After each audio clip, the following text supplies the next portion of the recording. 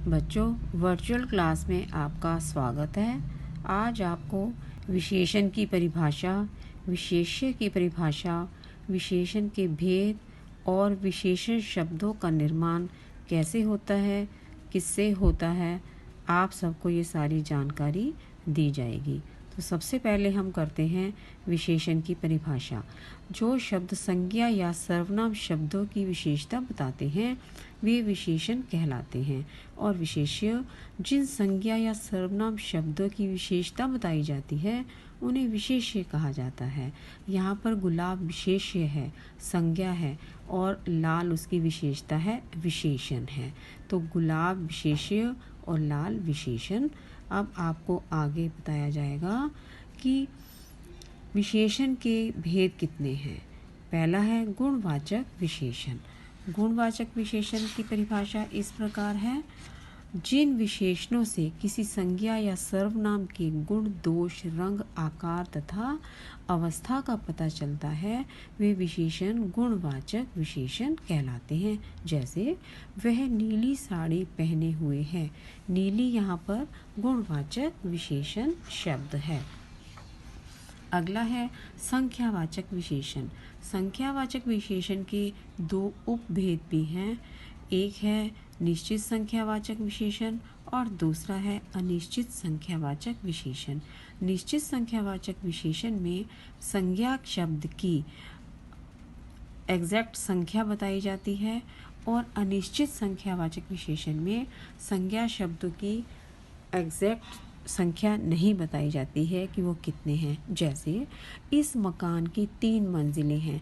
3 जो है यहाँ पर निश्चित संख्यावाचक विशेषण है, और कक्षा में कुछ बच्चे खड़े थे, तो कुछ जो यहाँ पर लगाया वो है अनिश्चित संख्यावाचक विशेषण। अगला है परिमाणवाचक विशेषण। जिन विशेषणों से संज्ञा की मात्रा या परिमाण के बारे में पता चलता है वे विशेषण परिमाणवाचक विशेषण कहलाते हैं। परिमाणवाचक विशेषण के भी दो उपभेद हैं: निश्चित परिमाणवाचक और अनिश्चित परिमाणवाचक। इस डिब्बे में 10 किलो चीनी है। अब 10 किलो परिमाणवाचक विशेषण शब्द है और ये निश्चित परिमाणवाचक विशेषण शब्द है।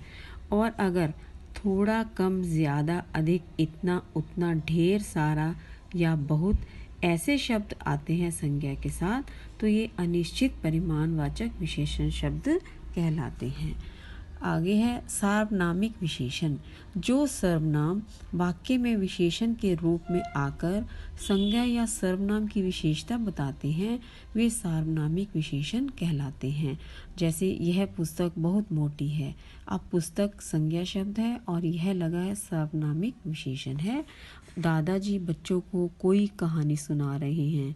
अब कोई यहाँ पर सार्वनामिक विशेषण शब्द है। इसके बाद आपको बताया जाएगा कि विशेषण शब्दों का निर्माण कैसे होता है। कुछ शब्द तो मूल रूप में ही विशेषण होते हैं, जैसे अच्छा, बुरा, सुंदर इत्यादि, और कुछ विशेषण शब्दों की रचना संज्ञा, सर्वनाम, क्रिया और अव्यय शब्दों से की जाती है। अब यहाँ कुछ उदाहरण दिए गए हैं। संज्ञा से जो विशेषण शब्द बनते हैं वो उपसर्ग लगाकर भी बनते हैं और प्रत्यय लगाकर भी बनते हैं। जैसे यहाँ उपसर्ग लगाकर निर्बल, निर्गुण और प्रबल बना, और प्रत्यय लगाकर धनी और बलवान बना। सर्वनाम शब्दों से भी विशेषण शब्द बनते हैं। जैसे यहाँ आप सर्वनाम शब्द है, उससे विशेषण शब्द आपसी बना और वह से वैसा। क्रिया से बेचना क्रिया है और विशेषण शब्द बिकाऊ।